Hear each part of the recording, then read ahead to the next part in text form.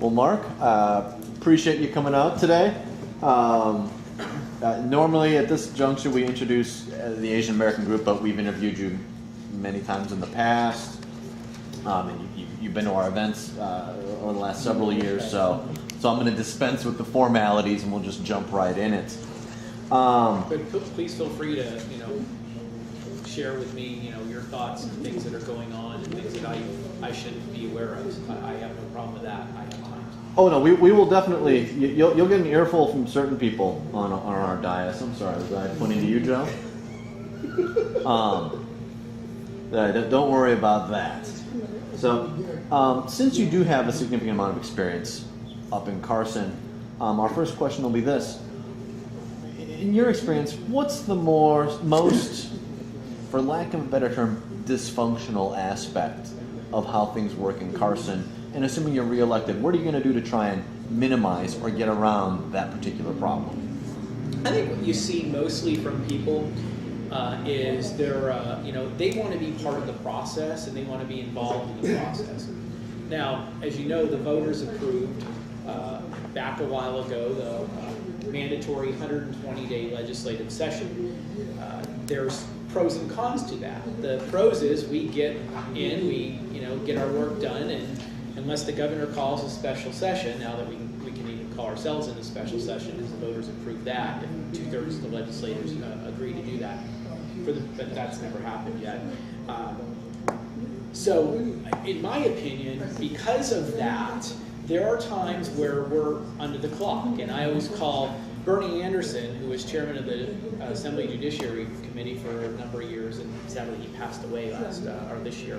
He used to have an 8-timer, and he would literally turn the dial, and he would clock people because judiciary, we had a lot of bills going up, we had a lot of people in the audience testifying, kind of like what they do at the school board where they limit everybody 3 minutes. But if you have people that really need to make their pitch, and then you have people that want to support that legislation, then you have people on the other side of the aisle that want to express their objections or concerns, and then you have people from the general public that might want to do that as well. And if you have 5 bills and we have to be on the floor at 11 o'clock, it comes to the point where you're cutting off testimony. That is one of the things that, personally, every time that happens, I really cringe, because I'm thinking if somebody, especially, that came from Las Vegas, took a day off work, used their own money to, paid for expenses of a flight, a rent-a-car, gas, and they got 3 minutes of time, and then, that's the most expensive 3 minutes you're ever going to spend probably in your lifetime. For most people, that's a lot of money. You're talking $800, not including what you lost in your wages, to come up and get 3 minutes of time. Now, granted, with new technology, people can obviously testify from the Grand Sawyer building, and I get that. But some people want to have that personal interaction. They want to sit before a committee, a board, and express themselves what they feel is important and why. And there's a certain aspect to that I think times is more productive. When you are looking at somebody rather than somebody on a monitor, I think there's more credence to that. But so there is a bill that that actually passed to ask the voters to go to an annual session, limited annual sessions. If the voters agree to that down the line, I think you're going to see that if, I think there'll be more time given to people, because knowing that, there is going to be other days and it's not a 2-year cycle to wait. And I'm not sure how that structure is going to work, but if it's a rollover of bills that didn't make it in time, then you'll have time in that interim period to maybe work on legislation without waiting 2 years to come fix it or pass it or whatever it may be. So I think that's one thing that not only us, but the people are going to have an opportunity to weigh in on. I'm sorry, there's some music playing in the background. Is that... That's just music. Is that like your theme song? Did you bring a band with you, Mark? Are they outside? 120-day session. Is that in a year? In 1 year? Every 2 years. Every 2 years. So like in So 2000, 60, 120 straight 20 days. straight days. 120 straight days. Business days, Monday to Friday. Okay. Well, actually, it's 120 straight days. Oh, it is? Yes, they don't. Sorry. And actually, that was something I brought up back when they were proposing the 120-day session. That I mentioned was, is it 120 working days or is it 120 calendar days? Because generally, I mean, there's a lot of religious people, and I don't think there's been a Sunday that we've worked. So if you take off all the Sundays, in a 4-month period, that's 16 days. So really, we're not there 120 days. And if we take off Saturdays as well, and maybe we'll work maybe a couple Saturdays during session, we're not meeting 120 days. And there's an argument that, okay, we should just work every single day, 120 straight days. I don't mind that. I have no problem with doing that. The issue is with staff. I mean, we've had people literally have had health problems, people that have been pregnant. We've had people that had a heart attack, folks that have had strokes. I'm talking staff. We've had staff just get up and walk out and say, not during a meeting, but they just couldn't do it anymore. The 16 hours a day, every day, and the stress, it was just too much on some of the folks that, work for us in LCB. And you need to give people breaks. And that's important, especially with our attorneys and research, that you're asking them to do things for us, the public. You need to have those days off. So I think it's important that, at least in my vision back then, was let's make it 120. If that's the magic number, where that came from, I don't know. People, I guess, smarter than me. The 120 days should be 120 working days. We're not working 120 working days. So it's straight 4 months. Straight. Mm-hmm. Straight calendar days. Even That's though we're right. not there working in session every single day. That's where Because the we have to have staff. We That's have to where have the contract is. secretaries, people have to take the minutes, we have technology that things are recorded, we have to have our legislative police, everybody needs to be, it's a full staff during session. What has been your experience with not only the partisan politics in Carson, but also the geographic politics involved with our somewhat of our north-south divide that exists? One thing that's important to many people, we have many people here on the board who are tangentially related to the healthcare profession, and there's discussions of expanding the School of Medicine from Reno down here to UNLV, but then the people from the north don't want to give those controls, quote unquote, control up and allow that to happen, so there's been a lot of bickering back and forth. But what ideas do you have to try and minimize, again, not so much the partisan aspect of the problems, but just the more geographic aspect of the division that we have here in Nevada? So last legislative session, what we started doing is we created a Southern Nevada caucus. It was kind of a spin-off of a caucus that we had many years ago when Bob Price was kind of running that back in the 90s. The Speaker of the Assembly decided to, kind of ramp that up again because there are real north-south issues, and the Southern Nevada caucus really had not been utilized in a long time. And there's different caucuses that they have. There's the rural guys meet every morning for coffee and grits or whatever they do, and there's different caucuses. But I think it was imperative that Southern Nevada legislators come together, both parties, both houses, to talk about issues related to specifically Southern Nevada, and we did that. After the session ended, we continued by continuing to meet. It's not called the Southern Nevada Caucus anymore. It's called something else that really doesn't matter. It's business people, community leaders getting together, talking about issues that we need to maybe address in the next legislative session. Some of that's healthcare, some of that's education, K-12, higher ed. Transportation is another big issue because there's a lot of transportation dollars that are not utilized in the South, and for all of us here, and I've never lived anywhere else in Nevada but Southern Nevada, with the exception of Carson City for the 4 months. And I love it, and nothing against Carson City and rurals. I mean, I love Nevada, but all you have to do is walk out the door. If you spend 10 minutes in Las Vegas, the population is here. The majority of the legislators are here. the revenue is generated from Southern Nevada, and so with that comes the needs of the people. So we need to make sure, as Southern Nevada legislators, that we're doing everything we can to make sure that Southern Nevada, does not get shortchanged. And I understand the political dynamics over the years when you had, God bless Bill Raggio, God bless Speaker Deeney, who were leaders of both houses. One was from the north, the other one was from Yerington. But, there was times where we really needed, to buck the things. We always tried to look at Nevada in totality, and we should continue to do that. But we shouldn't make decisions not taking into consideration the people that we represent and the majority of the population, because I think that's a disservice too. And I've been an advocate for that for a long time, and I think it's taken a while for people to see that it's very important that we do that. So I'm proud that, for 20 years I've been talking about those things.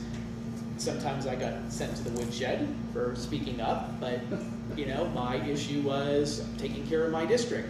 It's not that I wanted to neglect anyone else in the state, but my aspirations weren't, well, what if one day I decide to run statewide for something? My issue was, let's take care of business that we need to do right now. And the population has only grown in Southern Nevada. The percentage has only grown in Southern Nevada. So look back in hindsight, I think maybe I wasn't too off. Maybe I wasn't missing the point. Maybe I had some type of my own vision that we needed to do these things because Southern Nevada was going to continue to grow, and it did, and its population doubled every 10 years from Nevada's inception up until 2010. Won't happen again because we can't build that fast.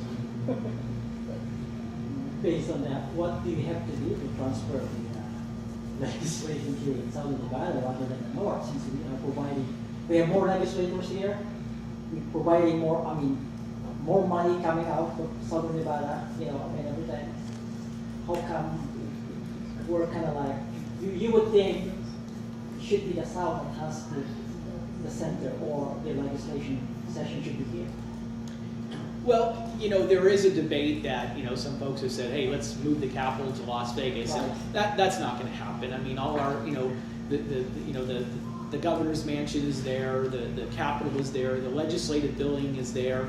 To move a capital of any state to another location would be astronomical amounts of money. And I don't think there's anybody saying, hey, let's just move the capital. However, I think, back in the 90s, we used to hold hearings here for 2 weeks. The legislature, when they didn't have the 120-day session, sir, the legislature would meet down here at Cashman Field, because there was no Grant Sawyer building at the time, and they would meet for 2 weeks, and the public could come out and participate in those meetings. We didn't have the teleconference, the video conference back then. That technology didn't exist. When I first started, we still used chalkboards in the chambers. We literally used chalkboards. And so obviously we've changed with technology. So with the technology age, we're able to do more things to get people in Southern Nevada and the community involved by having those video conferences here. People can participate. They don't have to travel, even though I think there's, like I said earlier, there's a merit to going in front of somebody rather than doing it over the internet. But if people just can't do that, and I understand that most people couldn't, they can just go to the Grant Sawyer building and participate. You can be anywhere and watch the hearings and take your notes. You can still be at work and maybe listening at your lunch hour or whatever it is you're doing. Something you're at work, you can do those things, and maybe they're going to be talking about it again at the next meeting. I'll go out. All the agendas, everything is public. So in a sense, it's not so much moving the capital here, but I think there's more that we can do to encourage Southern Nevada folks, the people, the residents, the voters, the taxpayers, to be involved. And we need to do that. We need to talk to everybody, groups and organizations, and say, listen, this is your government in action. Come out and participate. I'll vouch for that. We've gone to the Grant Sawyer building, even to the Commission on Aging, whereby we had teleconference between Carson City and here.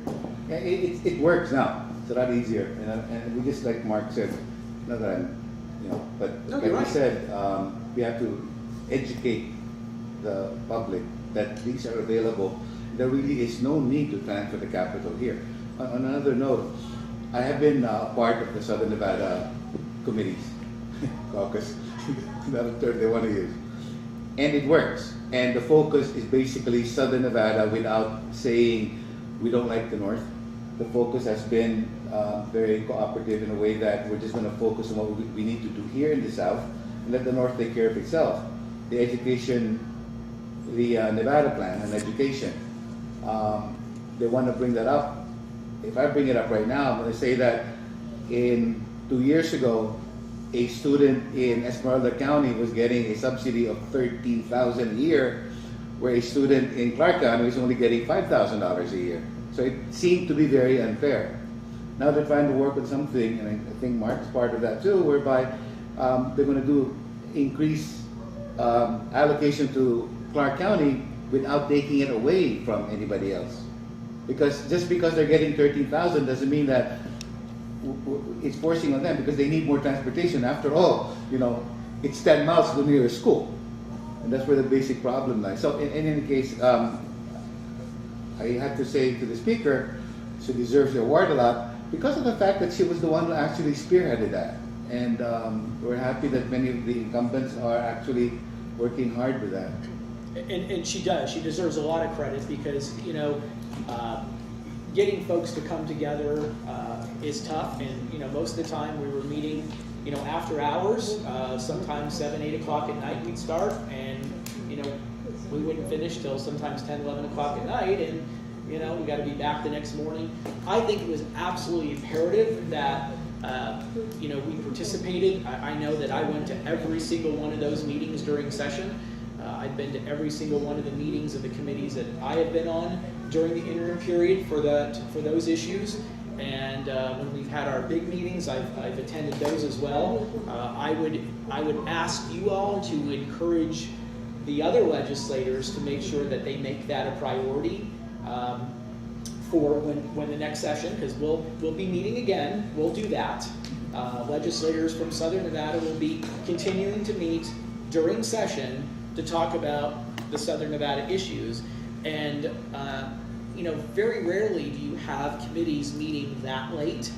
And we purposely put our Southern Nevada caucus meetings after hours with the intention that people didn't have to choose between a committee that they serve on, that is their responsibility, and attending a caucus, which is kind of secondary. So we would do it in the evening, and everybody's tired, and I get that, but it's important that we all participate with that. And I think there's some that didn't, and they should. One of your pet projects is animal abuse. Can you expand more on that? Sure. There's a real correlation between people that that abuse, neglect, torture animals, and what they may do later on in life to children, women, seniors. So, there's a lot of bills that we've done over especially the last few sessions, dealing with those types of issues. And, one of the things that we passed last legislative session has to do with cockfighting. It's, a lot of those activities, kind of like with the dogfighting, is underground. It's illegal. What we made the cockfighting felony, even to come and observe and be a spectator. So we put some real teeth into those things. And so I'm proud of the work that our coalition has done. We have a little coalition of folks in Nevada and throughout the country that are dealing with those types of issues. And I appreciate the question because it's kind of near and dear to my heart with my two fur babies too. So I don't know if you're aware, but the district attorney's office here in Clark County actually is now, perhaps in part to some of your efforts, they've now established a specific deputy who will be assigned all of the animal abuse cases through its special victims unit, which normally services children and women of sexual crimes or of child abuse or elder abuse crimes. But now there is a deputy who's going to be handling, in addition to other duties, but all of the animal abuse cases will be going to that particular individual. So, Very so, excited about that. yeah. So for those of us that like animals, Winston Parker. Senator, I'm sure you're aware, of course, of the behavioral health policy we've had in the very recent past. And one of the things that I guess I want to let you know about is that the mental health residential facilities, or the group homes, there's quite a few out there that serve the purpose of housing mentally ill residents who have been approved to stay within the community. I wonder if you could, how would they say it? Let me say it out. They're not getting enough. They're being paid only $940 a month to take care of these individuals, and it's a tough job. And the alternative is to put them into some other facility whereby they're being paid, where they have to pay a lot more than $1,000 a month. Remember in the recent past whereby Ross O'Neill was caught sending patients to California, etc. They forgot that there were group homes available. So when they got there, when the Department of Health was caught, they actually started putting these people in single suites. And I actually have proof of that they were actually being sent to single suites because a nurse that I spoke to said, yeah, I used to visit one of my clients in single suites. The problem is they don't identify that there are facilities which we represent that actually exist, and they forget about them. But You know, when you forget about them, you're forgetting about the people too. right, exactly. And so, you know, they can take care of that, but they cannot take care of them at $940 because they've been paid since 2004. So what we're asking for is maybe if you could help support, if you do, you're back there, an increase in the budget. Focus on that. So I just wanted to I say have no that. problem with that. I think caring for, people is one of the toughest jobs. It's self-rewarding too. I get that. There's a passion to that. It's not for everybody, but to me, there's no greater, thing that you're doing. There's no greater gift that you're doing for somebody than to care for them. And so, in my family, we did that for my dad, who was 100% disabled, and he was bedridden for years. And that's what we did. We took care of my dad, and so we took shifts. Our family took shifts, and it was 24-hour care basically, and that is not easy.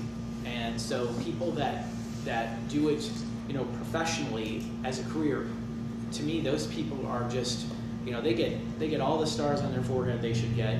Should they be compensated appropriately for the job that they do? Absolutely. Absolutely. And I appreciate them doing that. It's not for everybody. It's tough. And Senator, Yes. To further what Joel said, but on a different aspect, talking about the most vulnerable citizens of our state, the elderly, basically, as Joel mentioned, we represent over 350 facilities, which basically we service around 3,500 or more of our most vulnerable citizens. Our dilemma right now is we have a lot of, we are also regulated, and maybe we could seek your help through legislature, legislative process whereby we could clearly identify ourselves as an extension of a family, a private family home, whereby we could do whatever people in the private homes can be done in our industry. The reason why we ask for this is because in the long run we are looking at least $260 million a year that the state could save instead of sending them to a bigger facility, which they have to pay between $250 to $500 a day compared to us that sometimes we get paid as low as $60 per day, and that is only based on the current census. And in a couple of years that will increase further, and we were looking at between 500 to 750 million. That if we encourage more group home businesses to thrive, then that's how much our state could save, and that's how much more most vulnerable citizens we could serve. But the thing is, we need help as far as legislative process, with regards to certain statutes and regulations to help us out as an industry? Can we You see, ask? like I said, it'd be much better to get Mark, a few of the senators, assembly people, invite them, give them a tour of the facility, different facilities, see, before they can even try to get a bill through. So he knows exactly, he's on the site, he sees exactly what you guys do, a few of the different homes, 6 bed, 4 bed, 2 bed. And So I this have way, toured- you have a vision board, Yeah. exactly how to get the bill, everything. That's a good point. And Mark, I've known him for years, and he would be, willing to Absolutely. talk with a few of his other senators and assembly. Will you be open, Secretary? Sure. Oh yeah, I've actually toured facilities. In fact, I went to high school. A friend of mine back in the day, her mom, where she grew up, right off of Flamingo in Mountain Vista, her mom lived here, and here, and they had a group home right next door. And I used to, we'd always go talk about stuff. I mean, the community stuff, neighborhood stuff, and then, some things that she personally was dealing with. So I spent a lot of time going in and out of the home. We'd go there and sometimes just meet the residents and sit down and have coffee with them. We used to do that a lot. She's retired now and ended up selling her home. But so in my earlier political days, I did spend some time. I also had a neighbor, her husband died, and then she went to a home, and I spent a lot of time to visit her as well. And so that was off of like Mountain Vista, and actually was Russell Road, Palm Street back in there.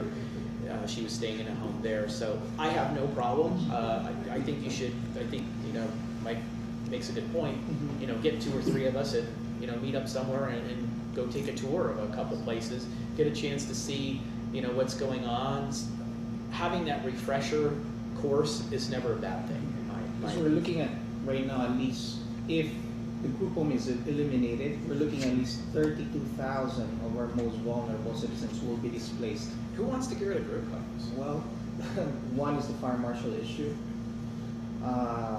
We have some form of relief right now, but we want it more permanent. Hopefully we could have some change in the statute and regulations that will really permanently protect the group homes, and among other things where despite of us being categorized as a non-medical facility, we are being bombarded by a lot of medical type of statutes and regulations. Totally, in my opinion, inappropriate for the type of services that we provide.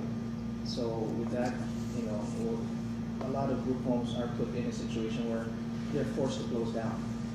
And as I've said, we could save right now we could save at least 216 million annually if encouraged to thrive as far as our industry is concerned. Rather than send those most vulnerable citizens to SNFs, skilled nursing facilities, or other bigger facilities where the state has to subsidize between $250 to $500 every day, compared to us where we could accept the same type of care for just $60 a day.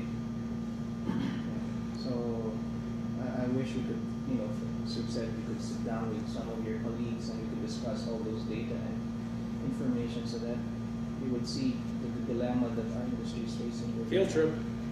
Like, basically, field trip, he's ready to go for a field trip, that's it. So, Yeah. There seems to be a move afoot that there's larger corporate facilities want to come in, and in order to create the market by shutting down group homes, obviously you have a ready-made market, especially here in Nevada when they're literally everywhere. That's a nice guaranteed Trying to take out 32,000. small business. Yeah. Which is always, I hear politicians are always in favor of stamping out small business so big corporations can come through like locusts. Wasn't that on? There's some that have that philosophy, sadly, but I'm not. but one not of them. Mark. I'm not one of them. At least not yet. Hopefully that No, won't I know change. it will not. To be fair to Won't change. I've always liked mom and pops. I think when I grew up, my family owned little mom and pop grocery stores, and in those grocery stores, my uncle was all my uncles were they were butchers. They would do their own meat stuff back in there. They do their own their own smoking of the sausage or whatever.